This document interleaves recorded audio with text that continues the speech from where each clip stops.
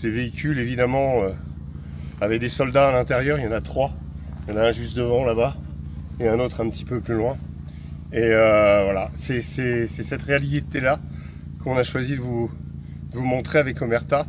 Et je vous encourage, si vous voulez qu'on continue justement à faire ce travail et à vous rapporter ces images, à vous abonner à notre application, allez voir aussi tout ce qu'on fait, notre magazine.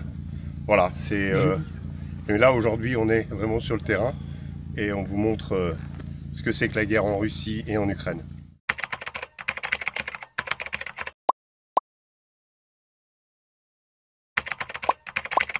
Je voudrais parler de ce sondage. J'allais dire qui tombe sous le sens quand vous demandez à des citoyens s'ils veulent que les soldats français s'engagent dans un autre pays. Il y a une réticence quand même naturelle parce que parfois, c'est pas son propre pays, on se sent pas engagé même si on parle des confins de l'Europe et donc de l'Ukraine. Mais là, vraiment, c'est quasi 70%, c'est une écrasante majorité des Français, des personnes, des citoyens interviewés ne veulent pas qu'il y ait un engagement donc de soldats français sur le sol ukrainien. C'est une volonté qui est claire. Vous revenez d'Ukraine, Régis Sommier. Je voudrais poser une question par rapport à la réalité des faits. J'ai reçu il y a quelques jours, pour la grande interview, le ministre des Affaires étrangères, M. Barrot. Je lui ai dit, vous avez dit il y a quelque temps que M. Poutine serait isolé. Il a, comme vous le savez mieux que moi, organisé il y a quelques semaines le sommet des BRICS à Kazan. Vous avez dit que l'économie russe serait à genoux. J'ai encore vérifié. Et parfois, elle peut peut-être mieux se porter que l'économie française et ce qui va devenir l'économie russe. Les sanctions n'ont pas fonctionné. Il n'est pas isolé. Il gagne du terrain. Quelle est la réalité de la situation? Est-ce qu'il est en train de tout gagner? Est-ce qu'on est en train d'acter que les territoires, aujourd'hui, ne seront jamais, évidemment, restitués à l'Ukraine, la Crimée et le Donbass? Moi, je crois que l'Ukraine est en train de perdre la guerre. Sauf que personne n'ose le dire. Il y a, depuis 2 ans et demi, par rapport à ce conflit, une certaine lecture des événements qui nous pousse à souhaiter la victoire de l'Ukraine. C'est légitime, on peut souhaiter la victoire de l'Ukraine, c'est peut-être bien, mais la réalité des faits, moi c'est le 5e séjour que je fais côté russe dans ce conflit. À chaque fois, je vois les Russes qui progressent et je vois les Russes dans une position dynamique qui me dit il faudrait mieux commencer à négocier maintenant. J'explique mon propos. J'étais là sur le front de Koursk. Le front de Koursk est un peu particulier puisque les Ukrainiens y ont fait une incursion le 6 août dernier. Ils se cramponnent globalement à 500 km² qu'il leur reste de territoire russe. Et les Russes, évidemment, ont envoyé beaucoup d'unités pour essayer de les en chasser. C'est un front sur lequel les Ukrainiens tiennent parce qu'ils ont engagé des bonnes brigades, des bonnes unités, il leur en reste peu, mais en tout cas c'est un front sur lequel ils s'accrochent parce que c'est la dernière carte du président Zelensky. Poutine a dit « je ne négocierai pas tant qu'il y aura des Ukrainiens sur le territoire russe ». À côté de ça, tout ce qui est en train de se passer sur le front, à la fois du côté de Kupiansk, Kuratovo, qui est un village quasiment encerclé, Pokrovsk, Toretsk, même Chassivyar, qui est la forteresse ukrainienne à l'ouest de Bakhmout, tout ça est en train petit à petit de s'écrouler. Peut-être que tous les 5 localités dont je viens de vous donner les noms seront conquises par les Russes avant la fin de l'année. Donc la réalité, c'est que le front est en train de s'écrouler. Et j'insiste sur un point très précis. La géographie du Donbass, dont on parle assez peu, est en fait très escarpée jusqu'à présent. Les Russes et les Ukrainiens se battaient dans des collines, dans des endroits où vous avez des villages qui sont très encaissés. Vous avez énormément de friches industrielles, parce que c'est le poumon industriel de l'Ukraine et c'était le poumon industriel de la Russie à l'époque. Donc vous avez des anciennes usines, vous avez des nouvelles usines. Ça fait des positions de défense.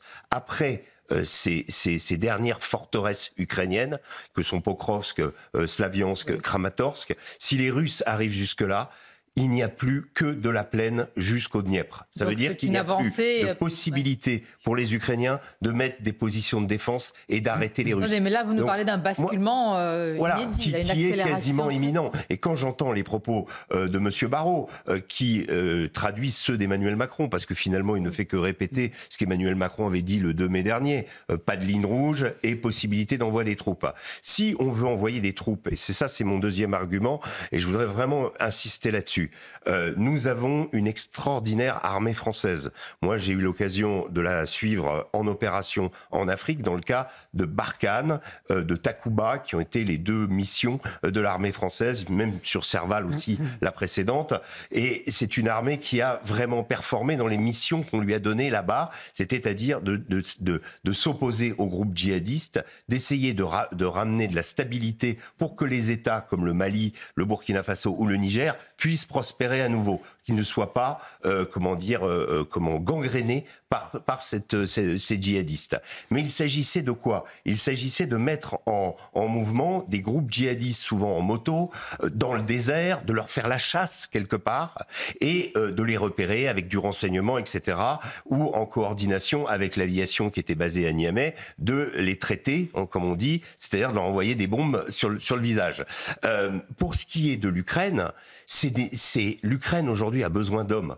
Je ne vais pas rappeler aujourd'hui que quand on regarde les réseaux sociaux, ça regorge d'images de sergents recruteurs qui raflent les hommes en âge de combattre dans la rue. Ils vont même jusqu'à la fin des concerts essayer de récupérer des jeunes pour les envoyer sur le front. L'Ukraine n'a plus d'hommes.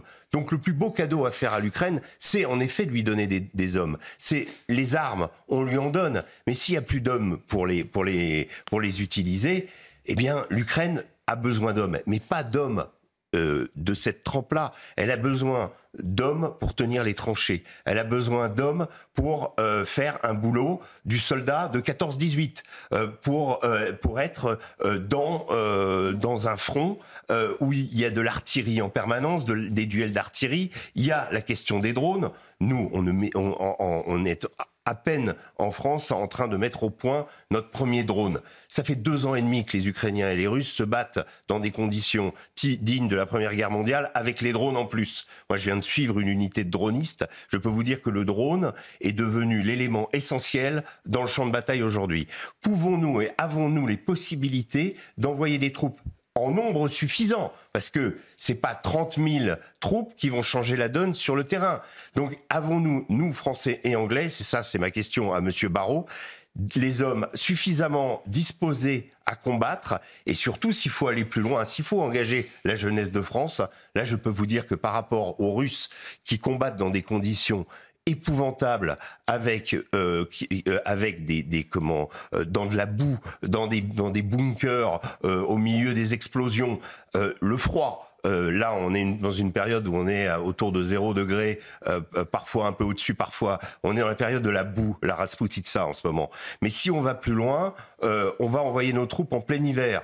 L'hiver dernier, moi, j'ai fait une mission du côté de Bakhmout. Il faisait -15, -17 tous les jours. Et les Russes et les Ukrainiens se battent à -15 et -17. Donc, imaginons, prenons un peu les choses avec du recul. Est-ce que notre jeunesse de France est prête d'abord à faire le sacrifice de s'engager pour aller se battre en Ukraine? Parce que 30 000 hommes, oui. L'effectif qu'on pourrait envoyer ne sera pas suffisant. Évidemment. Et alors, des missions, oui, de formation de l'infanterie, ça, on a autre chose. Mais là, on parle d'envoyer des troupes pour aider les Ukrainiens. Si on veut le faire, eh bien, il faut être prêt à ce sacrifice. Je ne suis pas sûr qu'aujourd'hui, la France ne soit prête à ce sacrifice. C'est vertigineux ce que vous nous avez décrit. Je pense qu'il y aura beaucoup de commentaires et je pense que vous allez en parler évidemment dans votre magazine Omerta. Donc ça sera à lire dans Omerta. Il y a une attaque russe massive là sur l'Ukraine qui a plongé quasiment toute une grande partie du pays dans le noir.